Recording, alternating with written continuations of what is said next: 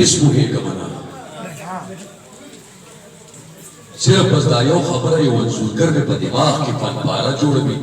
او یو نجار مې په ښځه باندې فکر راشي پېژندګلي مې د سپېڅلې عقیدې سره کوي هغسې بیا مې احتیاج کېږي یو پاکې جذبې او را په زړه کې یو کیسه د مور د ستړي ژوندون ښه مې یادېږي هغه ورځ زما نه هېرېږي چې د سړک په غاړه مور به مې خیرات غوښتلو او زه به یې ځان سره او زه به یې سم د ځان سره په لوبه ډوله کړم دواړه لاسونه به یې پورته کړم د خدای په نامه لږ څه خوراک کړه چې بچی راته د لوږې نه مري او په بدل کې به یې هر چا له جنتونه غوښته ویل به یې خدای دې د دې ټول جهان بادشاه کړو الله دې تعالی قدرونه یو په سله درکړي ما راجده به شوه ګل به یې کتل دواړه مخه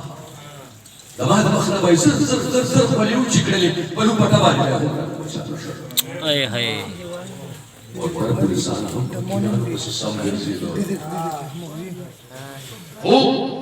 پولیسان هم فقیرانو پسې سم ګرځېدل زه یوه ورځ د خپلې مور په غېږ کې غرق وتومه چې یو پولیس ورته مور د ویښتو ونیوله او په شنار ته یې بېدرېغه ګوزارونه ورکړل سمه یو لښته زما ملا پورې رالې وشوله د خوبه پاڅېدم ما وړاندې وړاندې کړکې وکړې مور مې راچوخ کړمه سینې ته شوه په ما راماته ما مې د مور په تن کې سر ورګدلېږي مې د مور په تن کې سر ورګدلېږي دواړه لاسونه مې د مور نه راچاپېره دواړه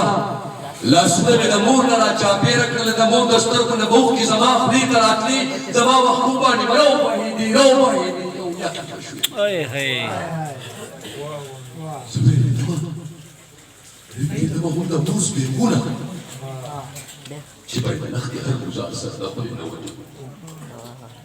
بیا هره شپه به یې خپل ځان ته ټپونه ورکول په دغه حال کې به یې هم زما ډېر خیال ساتلو کما میتیازې به هر څه ورته ډوډۍ کې وکړي هېڅ په یو حال کې د غېږې غورځولی نه یم محبوبه په کومه شپه وه چې زه ګرمې ته ونیوم هغې به سمه دا خوب به زه شپه تېره کړه بلا مودې وشوې چې مور زما نه هېرېږي هغه سپېرګي هغه ټکور زما نه هېرېږي بس د یو وږي احساس مې ډک مې لا غوږونو کې دی و مې د لښتې چاپ په ملا پورې لا هغسې دی زه چې دا نه د پولیسو وینم نو وویرېږم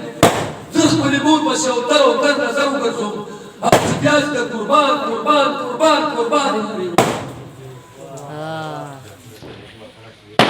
هغسې بیا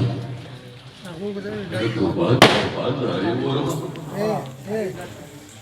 او د فقیرې مور احساس مې غېږ کې کلکونې شي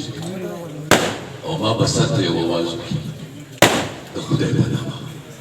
لږ څه خوراک چې بچی راته د لوږې